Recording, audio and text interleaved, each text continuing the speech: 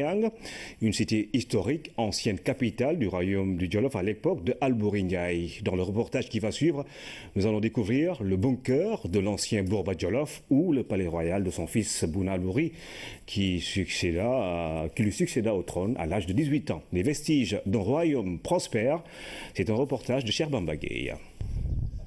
Un paysage presque féerique, à l'image de l'histoire du royaume assimilable à un conte de fées. Ici, les vestiges du fort bâti par le gouverneur Faidherbe. Là, l'endroit où avait prié Cheikh Ahmadou Bamba. Nous sommes à Yang.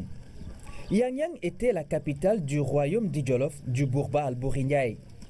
Cet endroit, reconstitué avec des blocs de pierre, abritait le tata du roi Albouri Ndiaye. Ce sont ses petits-fils qui ont voulu restaurer les lieux.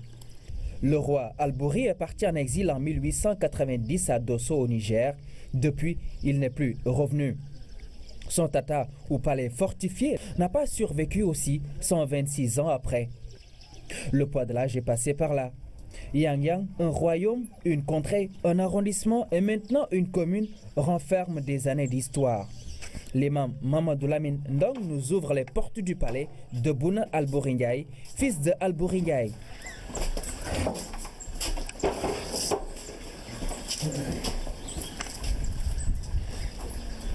Le palais est toujours debout, avec ses 2 chambres en bas et 2 chambres en haut. Un site historique. À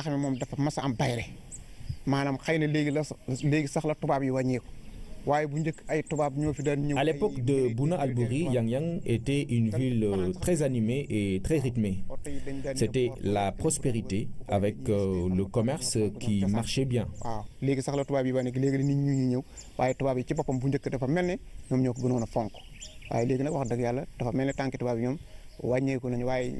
Après la mort de Bouna, le palais est resté également un lieu très visité. Les militaires français, par exemple, qui viennent en manœuvre, passent à chaque fois qu'ils sont ici. Les Sénégalais viennent également découvrir le palais.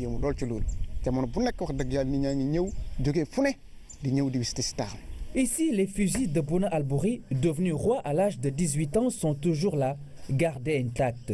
Ce sont des mousquets. Bouna Albouri était également un musulman, en témoignent ces objets et cette natte de prière offerte par le roi de Dosso au Niger. Ici, ces bassines en zinc servaient au bain mystique. Sa statue est encore là. Le roi, au milieu de ces reliques qui symbolisaient l'apogée d'un royaume. Aujourd'hui, c'est un cri du cœur que ses habitants lancent pour préserver ce patrimoine qui croule sous le poids de l'âge. Ce que nous proposons, c'est que l'État affecte ici un guide ou un conservateur pour sauvegarder le monument. Parce que Yang aussi peut être une destination touristique. Yang, il y a la maison de Bouna, il y a le Tata d'Albouri, il y a aussi la mosquée où Seigne Touba avait prié. Tout cela, je pense que si on réhabilite tous ces sites-là, Yang pourrait être une destination touristique. Et nous, en tant que chef, en tant que fils du village, nous avons organisé un comité pour réhabiliter tous ces sites-là. Mais il y a quand même manque de moyens, mais quand même nous lançons un appel à l'État et aux autres partenaires pour qu'ils nous soutiennent. Pour une localité aussi historique comme Yang, les autorités ont compris son rôle essentiel. La vallée fossile qui passe par là est en train d'être revitalisée au grand bonheur du bétail.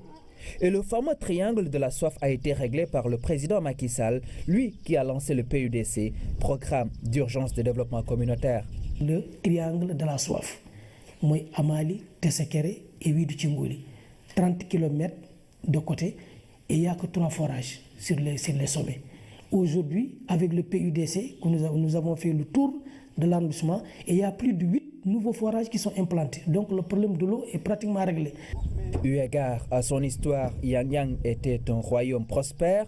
Le Tata au palais fortifié d'Albouri, le palais de Bouna Albouri Ndiaye ont un rôle essentiel à jouer dans la postérité, surtout pour la promotion de la localité.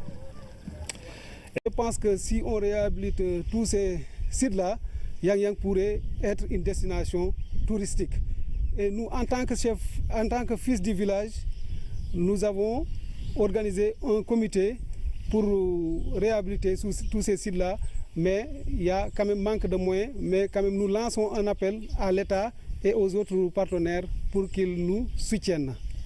Pour une localité aussi historique comme Yang, les autorités ont compris son rôle essentiel.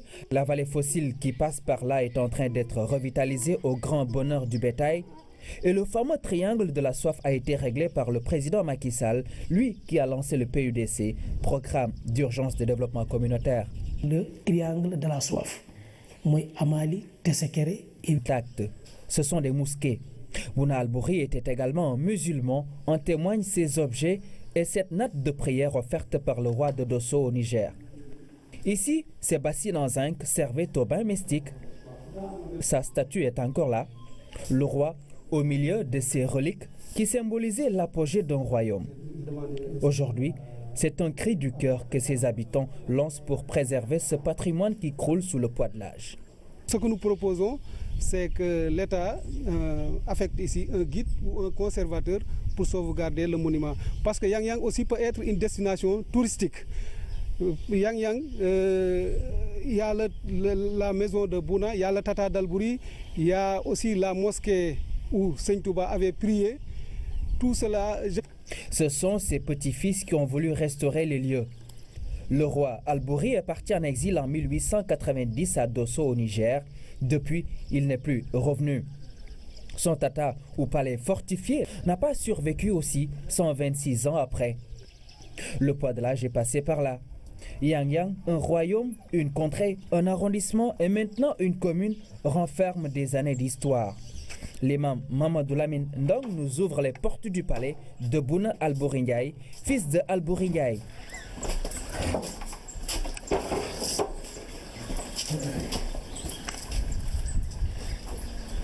Le palais est toujours debout, avec ses 2 chambres en bas et 2 chambres en haut. Un site historique. À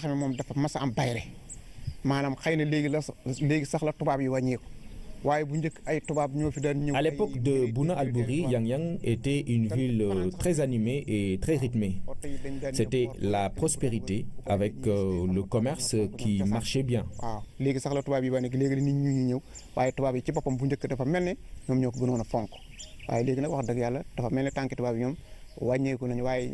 Après la mort de Bouna, le palais est resté également un lieu très visité. Les militaires français, par exemple, qui viennent en manœuvre, passent à chaque fois qu'ils sont ici. Les Sénégalais viennent également découvrir le palais.